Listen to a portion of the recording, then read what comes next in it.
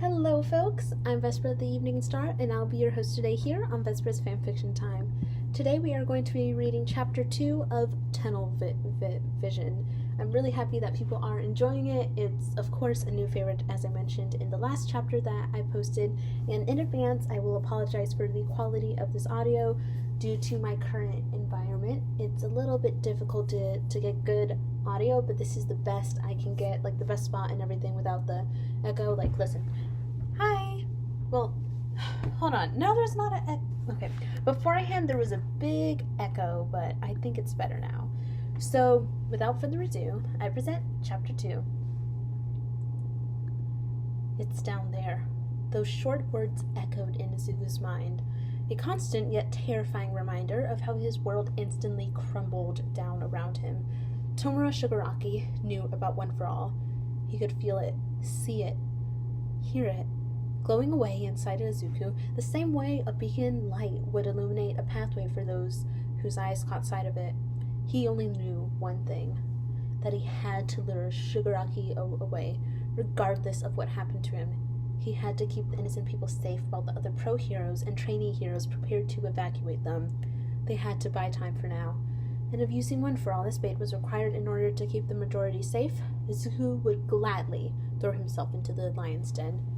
Give it to me, Izuku Midoriya!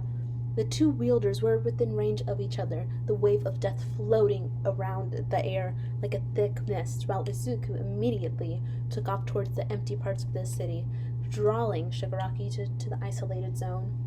Kachan had followed behind him, propelling himself through the air with large bursts of explosive energy from his gauntlets.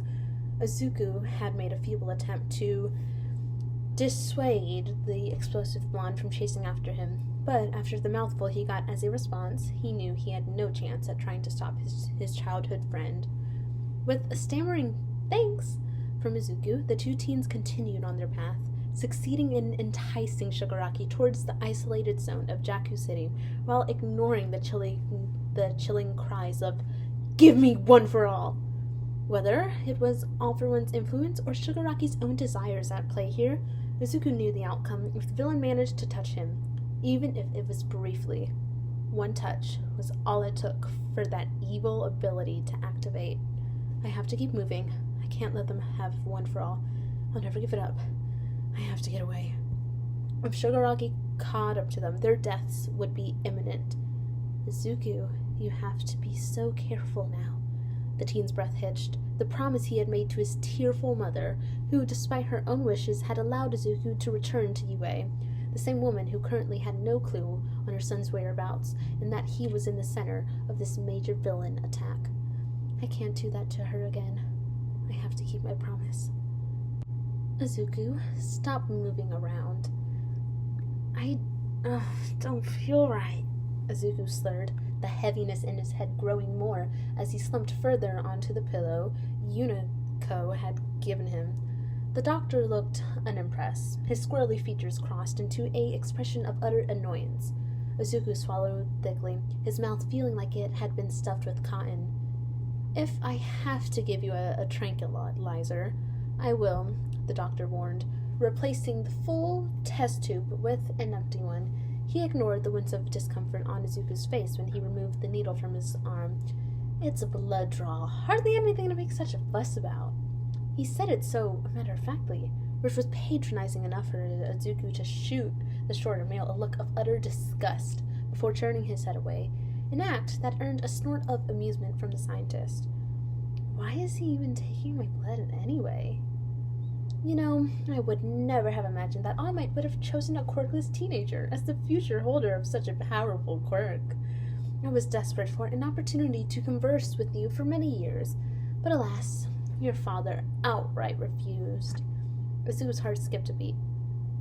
Wait, what?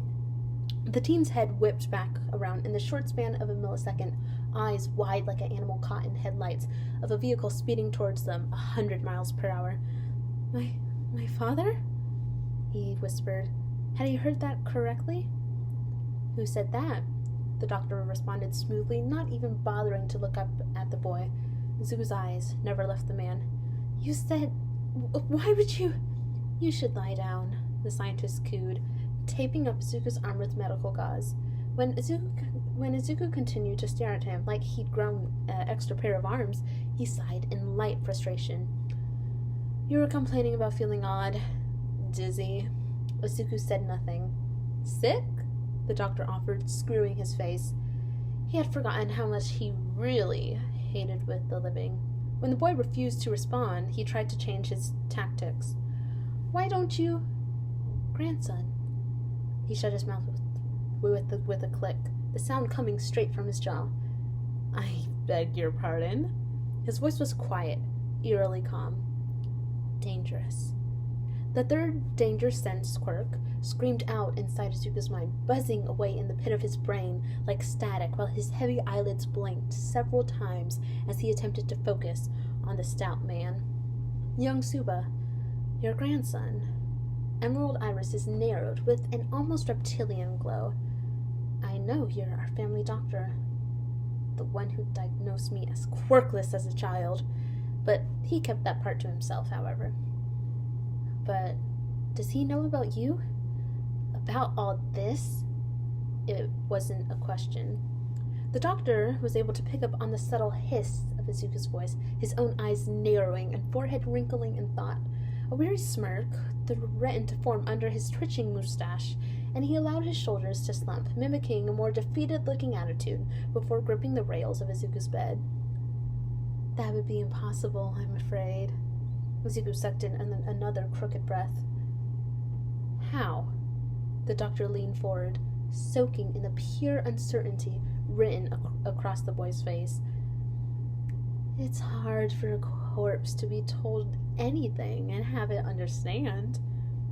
Every retort Izuku had on the tip of his tongue was instantly swallowed back down his throat with the broken whimper of a gasp. His eyes searched the scientist frantically for any sign of falsity, yet there was nothing.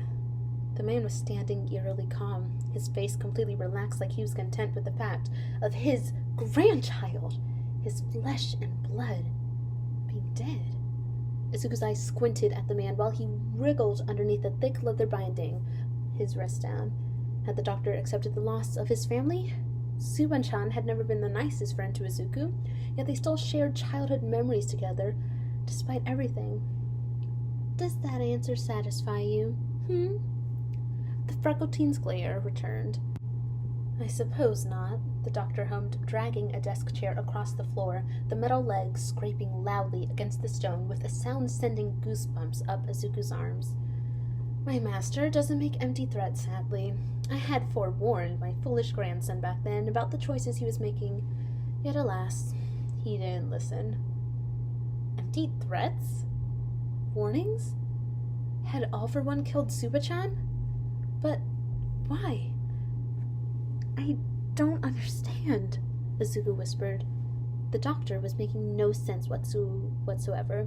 While it was obvious Winfrey wouldn't be the type of person to give out second chances to his underlings, or even civilians, why would he go after a young boy? Did it have to do with his grandfather's illegal work? Or did that happen after Suba-chan's supposed death? Speaking of second chances, why would he be so lenient when it came to Shigaraki? After everything All Might had told him during their countless talks in the past, Izuku still regarded All for One's goals, ideals, and behavior as absolute mysteries. Like a cryptid from an old dusty novel full of folklore and myths. A large, terrifying one at that. The doctor snorted from his seat, and Izuku instantly felt his cheeks flare up. Had he said all of that aloud? He cursed at himself internally. His muttering was something he had little control over. "Young Tomura is the successor of my master. Surely you know this. Does that muscle-bound buffoon tell you nothing?" the doctor asked pointedly. Izuku bristled from the bed. "Is he seriously lecturing me?" "Don't raise to the bait about All Might. He wants a reaction." The teen shrugged. The doctor paused for a few moments. "Perhaps he should teach you better manners. You don't really have many older role models, do you, Izuku?" Was that a dig at his mother, or... This time Izuku openly showed hostility, snarling at the doctor like a feral animal so much that Kachan would have been proud of the impressive sneer he was able to muster up. "That's none of your business," was all Izuku was able to ground out through clenched teeth. "Did I strike a nerve? Apologies. Master often said I had a penchant for being rather sharp with my words." The scientist spoke, though had no trace of true remorse in his words. They were dripping with such a condescending tone that even the most saintly person would show signs of provocation. "As I was saying, young Tomura is the heir to Master's true power. He is now the holder of the original version of the All-for-One quirk. So the power that All-for-One was using is a duplicate, yes. But why would he..." Izuku attempted to swallow, words catching in his dry throat as he suddenly got hit with the realization from the void in One for All's psyche. The way the previous wielders watched as All-for-One's astral body clung onto Tomura like a parasite, limbs curled around the younger male like an overgrown evergreen trying to spread its roots. Izuku remembered the exact thing his mind and heart combined were telling him at that point. Shigaraki needed help. This was what Izuku was thinking, what Izuku wanted to do upon witnessing the horrific display in front of his eyes. He looked like he needed to be saved. I wanted to save him. All-for-One's demonic-like grin would forever be burned into the depths of Izuku's mind. Upon remembering the chilling scene, Izuku shuddered aloud, gripping his bedsheets tightly as he squeezed his eyes shut again. He was a monster. A cold-blooded, heartless monster. If he really had been the one to end Tsubaka-chan's life so many years prior, was it truly a shock to realize the villain would stoop to something so twisted as trying to possess Shigaraki's vulnerable form? Especially after everything the young villain had been through during the Jaku incident, let alone anything that had happened during Tomura's early years. I haven't even told you the most interesting part about Master yet. Izuku opened his eyes, looking up at the doctor wearily. What's that? The doctor's teeth glinted from under his bushy mustache, curled upwards in a manic smirk, while his goggles concealed the gleeful light in the man's eyes. His real name. The boy felt his entire body go rigid. Would you like to know? Izuku bit down on his lip, a little too hard, which he noticed when he recognized a familiar coppery taste in his mouth. Did he want to know something so special? It was almost alien, the thought of Japan's most feared killer having a potential identity outside his illegal work. In a way, at least. Izuku made his choice. No, Hizashi. No. Hizashi Midoriya. He's lying. There's no way. Didn't you ever wonder why your father vanished without a word from your earliest memories? Izuku bit down harder, ignoring the pain and taste of blood as his eyes prickled. He would not cry. Tsubaka-chan, the incident with Kachan back at the Kamino ward, his mother's resemblance to Nana Shimura, but then before Kamio, Izuku's body froze. Back at Hoisa, when he protected Ida from the hero killer, they'd been out in the streets when the flying Nomu had picked him up from the ground and tried to take off with Izuku in its talons. Large, draconic-like wings, which kind of looked like... The hero killer leapt into the air, diving atop of the flying Nomu and gripping the hold of Izuku's costume as they plummeted down to earth.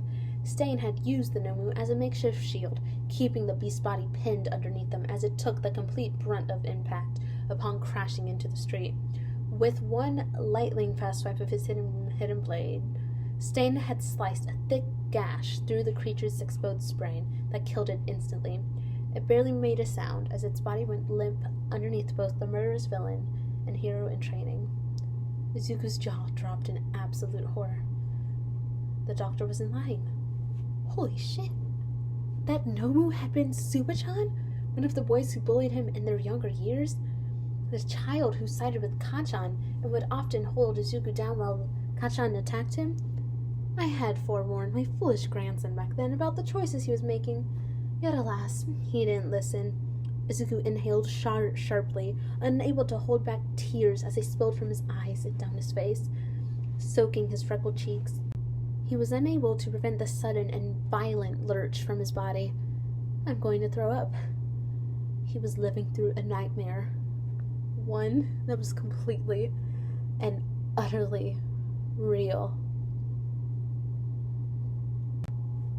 And that was it for chapter 2, everybody. I hope you enjoyed it. I'll be posting this video next Tuesday, which by next Tuesday, I mean Tuesday 25th. So by the time this video is posted, it'll be Tuesday 25th, and you'll be like, what's happening?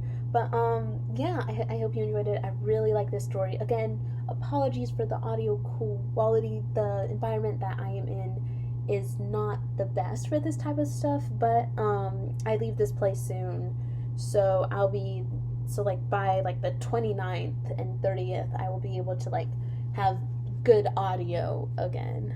But I'm gonna see if there are other spots where I can record and folks won't bother me. But we're just gonna do our best. And we're smacking my lips again.